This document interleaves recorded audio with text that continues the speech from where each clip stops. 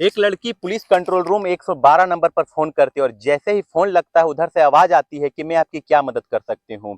ये लड़की ने कहा कि दरअसल मैं भोजपुर जिले के एक शहर लगता है आरा, और आरा का ही एक बहुत ही व्यस्तम इलाका है जिसका नाम होता है गोपाल चौक। उसके ही तनिष्क शोरूम से मैं बात कर रही हूँ और धीरे से बात कर रही होती है लड़की। यहाँ पर 6-7 बदमाश अंदर घुस आए हैं और फिर वह लूटपाट कर रहे होते हैं। आप जितनी जल्दी हो सके पुलिस को भेज दीजिए। और जैसे ही उधर यह आवाज पहुंचती, उन्होंने कुछ जानकारी और जुटाने की कोशिश की। लड़की ने धीरे से सारी जानकारी अंदर से जो होती है शेयर कर दी जाती है। उधर से मैसेज दिया जाता है कि आप बिल्कुल भी परेशान मत होइए, जितनी जल्दी हो सकता है पुलिस आपके पास पहुंच जाएगी। अब जैसे ही फोन कटता है उसके बाद वह लड़की इत्मीनान से हो जाती है कि पुलिस के पास तो सूचना पहुंच चुकी है। दरअसल जो यह मामला होता है 10:28 पर बदमाश जो होता है एंट्री करते हैं अंदर, और फिर उसके बाद महज 1 मिनट बाद ही पुलिस के कंट्रोल रूम यानी कि 112 नंबर पर सूचना दे दी जाती है। इसके बाद फिर लड़की दोबारा फोन करती है, तीसरी बार फोन करती है, चौथी बार फोन करती है, और इसी तरीके से वे लगातार जो होती है कि 22 मिनट में 20 से 25 बार ट्राई कर चुकी होती है, लेकिन पुलिस वहां पर मौका वारदात पर नहीं पहुंचती। अक्सर जैसे फिल्मों में होता है कि बदमाश जो होते हैं जाते हैं और उसके बाद पुलिस एंट्री लेती है। अब जब पुलिस आती है तो बदमाश जो होते हैं वहां पर 5 मिनट पहले ही जा चुके होते हैं, और कुछ ही देर के बाद सोशल मीडिया पर सीसीटीवी की जो फुटेज होती है वह वायरल होनी शुरू हो जाती है। कहा जाता है कि आजादी के बाद भारत में और फिर बिहार में ये सबसे बड़ी डकैती होती है, यानी कि 22 मिनट में लगभग 25 करोड़ रुपए की जो जेवरात होती है, जो ज्वेलरी होती है, चाहे सोने की हो, चाहे चांदी की हो, चाहे वो हीरो की हो, इस तरीके की जो वारदात होती है वह हो जाती है। लूट का मामला जो होता है पूरी तरीके से वायरल होना शुरू हो जाता है, सोशल मीडिया पर हो, चाहे वेब पोर्टल पर हो, चाहे अखबारों के अलग अलग माध्यम से हो। हाँ देखो, वहां पर इसी बात की चर्चा हो रही थी। बड़ी बात यह होती कि जो बदमाश आए हुए होते हैं उनमें से 4 बदमाश के चेहरे बिल्कुल ही साफ दिखाई दे रहे होते हैं। 2 बदमाश ऐसे ही होते हैं, एक ने मास्क लगाया हुआ होता है और एक ने हेलमेट सहित मास्क लगाया हुआ होता है। आखिरकार जो होता है, यह जो घटना होती है, इतनी बड़ी घटना कैसे हो जाती है, पूरे प्रदेश भर में इस बात पर हड़कंप मच जाता है। पूरे देश भर में इस बात पर चर्चा होना शुरू हो जाती है। आज की इस कहानी के माध्यम से यह समझने की कोशिश करते हैं कि आखिरकार पुलिस ने 6 बदमाशों में से 2 का तो इनकाउंटर क्यों कर दिया है, क्या मामला है, ये समझने की कोशिश करते हैं। नमस्कार, आदाब, सत श्री अकाल। मैं मनोज यादव, मेरा अभिवादन स्वीकार करें। आज की जो सच्ची घटना मैं आपको सुनाने जा रहा हूँ, यह सच्ची घटना है बिहार प्रदेश का एक जिला होता है भोजपुर, और भोजपुर जिले का ही एक शहर लगता है आरा, और फिर आरा का ही एक बहुत व्यस्त इलाका है, नाम होता है उसका गोपाल चौक। और फिर मैं बात कर रहा हूं 10 मार्च 2025 की सुबह लगभग 10 बजे के आसपास यह वाकया होता है।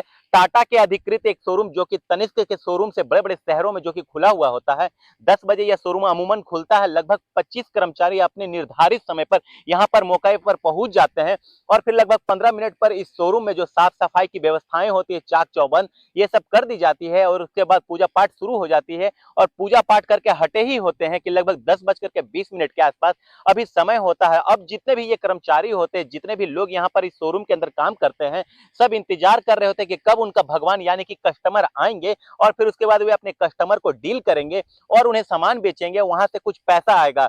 अब इस तरीके के जो दुआएं की जाती है, प्रार्थना की जाती है, और प्रार्थना के साथ साथ सब लोग चल रहे होते हैं। लगभग 10:28 का आसपास का वाकया होता है। लगभग उस दिन 4 युवक जिसकी उम्र लगभग 25 साल के से कम हो रही होती है, वे जब एक साथ इस शोरूम के अंदर प्रवेश कर रहे होते तभी गार्ड ने उन्हें रोक लिया होता है, यानी कि मनोज ठाकुर। और रोकते हुए कहता है कि भैया बाबू जरा आप रुकने की कोशिश करो, 4 आप लोग एक साथ नहीं जा सकते, यहाँ पर नियम है, कोई गुरखे में नहीं जा सकता, कोई भी एक साथ 4 व्यक्ति नहीं जा सकते, भीड़ में नहीं जा सकते, आप सिर्फ 2 जा सकते हैं बाबू, 2 आराम से आप लोग चले जाओ, बाकी 2 लोग आप लोग बाद में चले जाना। और जैसे ही आदेश होता है वैसे ही उन युवाओं ने कहा कि ठीक है बाबा, आप बिल्कुल परेशान मत होइए, हम लोग 2 ही चले जाते हैं। 2 अंदर चले जाते हैं, और उसके बाद फिर 2 चले जाते हैं अंदर, और फिर उसके बाद 2 फिर और व्यक्ति आते हैं, उनके चेहरे पर मास्क लगे होते हैं, एक ने हेलमेट भी पहना हुआ होता है।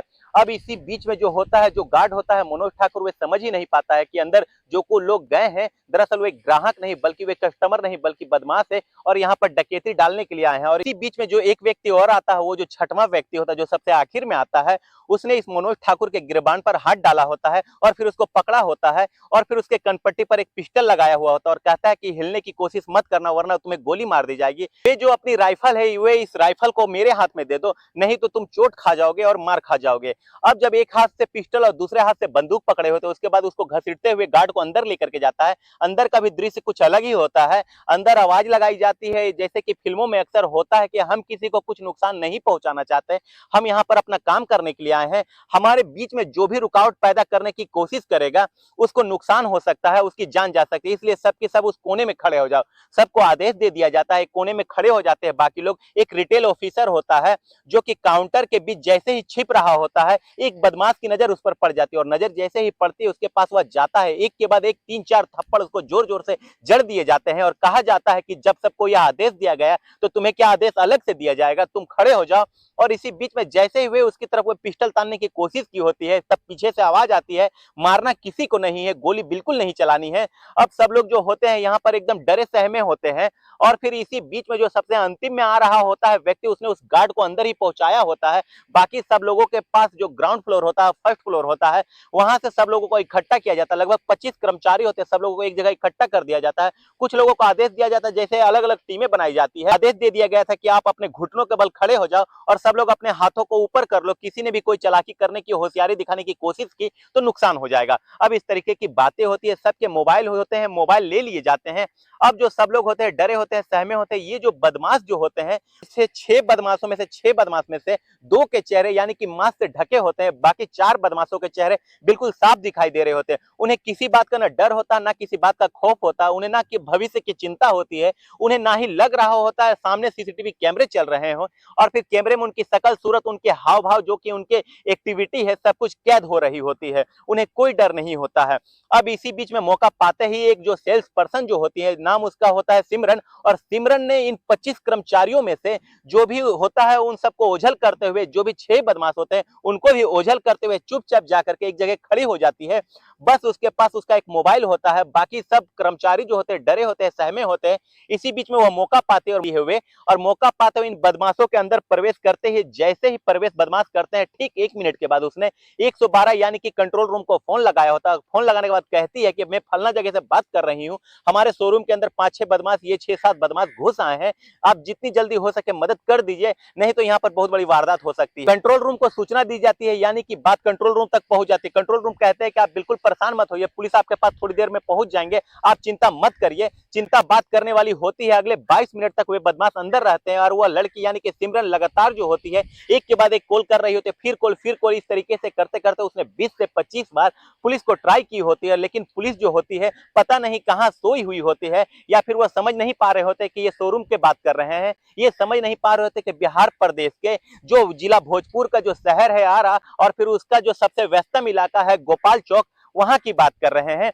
पुलिस कहां कहां घूम रही होती है। बदमाश जो होते हैं 22 मिनट तक यानी कि 10:28 पर प्रवेश करते हैं और 10:50 में यहां से निकल जाते हैं। 10:55 के आसपास में पुलिस जो होती है सायरन बजाते हुए, हॉर्न बजाते हुए, जैसे कि फिल्मों में अक्सर होता है, इस तरीके से सायरन बज रहा होता है। भीड़ इकट्ठी हो जाती है और जब भीड़ इकट्ठा होती है तो बाहर वालों को पता चलता कि इसके अंदर भी डकैती कर ली है, 6 बदमाश आए हुए होते हैं। अब यहां से वे अपना काम करके चुपचाप जो होता है सोने चांदी हीरे के जो आभूषण होते हैं, ज्वेलरी जो होते हैं, वहां से लेकर के निकल जाते हैं। अब निकलने के बाद जो होते हैं, जैसे ही पुलिस आती है और फिर इसके शोरूम वाले के पास, मालिक के पास पहुंचते, मीडिया भी आ जाती है, पुलिस भी आ जाती है, एएसपी, एसएसपी, सब अधिकारी, बड़े बड़े अधिकारी पहुंच जाते हैं। पूरे देश, पूरे प्रदेश में इसमें हड़कंप मच जाता है और फिर यह खबर सीसीटीवी जब फुटेज के माध्यम से जब वायरल होती है तो पूरे देश भर में इस बात का पता चल जाता है कि ये बिहार में इतनी बड़ी यानी कि बड़ी डकैती पड़ी है। अब जो इससे पूछा जाता है कि लगभग कितना सामान गया होगा, तो जो इसके जो शोरूम के मैनेजर होते हैं वे कहते हैं कि लगभग 25 करोड़ रुपए के सोने चांदी हीरे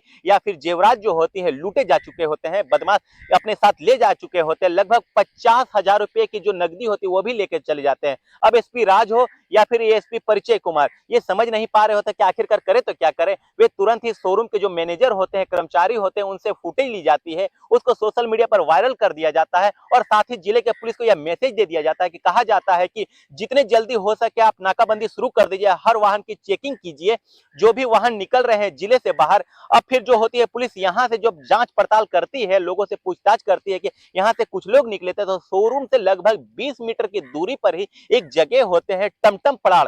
दरअसल टमटम पड़ाड़ पर तीनों बदमाश ने अपनी बाइकों को रोका होता और 20 मीटर वे पैदल चल करके आए हुए होते शोरूम पर।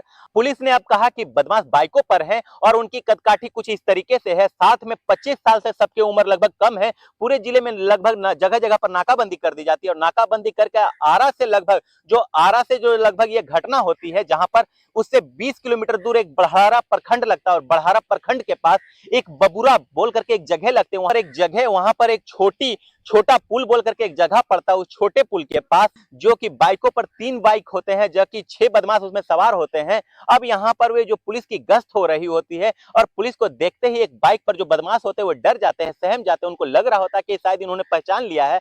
अब इसी बीच में उन बदमाशों ने यहाँ से भागने की जैसे ही कोशिश की, पुलिस ने उन्हें रोकने की कोशिश की। पुलिस ने कहा कि आप रुक जाओ, नहीं तो फिर हमें मजबूरन आप पर गोली चलानी पड़ेगी। और वो सुन नहीं पा रहे होते हैं। पुलिस ने जब गोली चलाना शुरू किया होता है, पुलिस ने पहले गोली नहीं चलाई होती, जबकि बताया जाता है कि बदमाशों ने एक के बाद एक यानी कि 12 राउंड गोली चला दी होती है।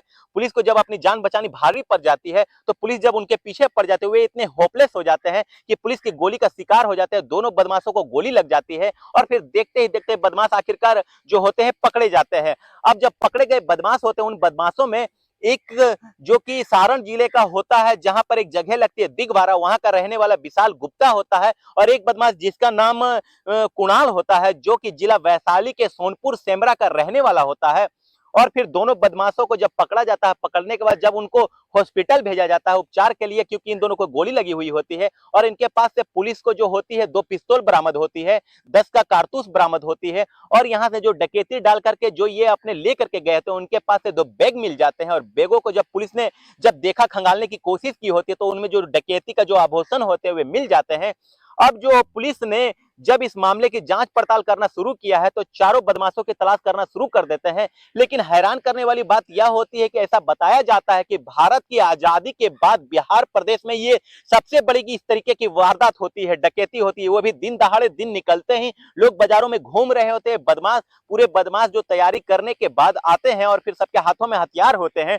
और सबसे बड़ी बात यह होती है कि किसी के चेहरे ढके हुए नहीं होते, उन्हें कोई खौफ नहीं होता, कोई डर नहीं होता। उन्हें लग रहा होता कि वे जाएंगे आराम से, सब कुछ करके यहाँ से निकल जाएंगे, पकड़े नहीं जाएंगे। लेकिन पुलिस अपनी तत्परता दिखाते हुए 6 में से 4 बदमाश को आखिरकार भाग जाते हैं। आखिरकार 2 बदमाश पकड़े जाते हैं और यह पता चलता है कि सारे के सारे जितने बदमाश होते हैं, जिनकी उम्र 25 साल से कम होती है। और साल 2024 में, यानी कि पिछले ही साल की बात है, तनिष्क के ही शोरूम पर ये जो जुलाई 2024 में 3 करोड़ 70 लाख रुपए के आसपास जो आभूषण होते हैं, डकेली डाली गई होती है। और इसी तरीके के जो पटना का एक कंकड़बाग इलाका लगता है, वहां पर भी कंकड़बाग में जो भी ये जो बदमाश होते हैं, पिछले बार भी तनिष्क के शोरूम में डकैती डाली जाती है इनके द्वारा। हालांकि पुलिस इस मामले की जांच पड़ताल कर रही है और इस घटना में पूरे प्रदेश की पुलिस व्यवस्था पर 112 नंबर पर कई तरीके के सवाल खड़े कर दिए होते। जब मीडिया वालों ने इस लड़की की, सिमरन से बातचीत करने की कोशिश की, तो फिर उसने जब अपनी जान पर खेलते हुए वहां से तो वे अलग जाती है और 20-25 बार ट्राई कर रही होती है। पुलिस अगर वक्त पर आ जाती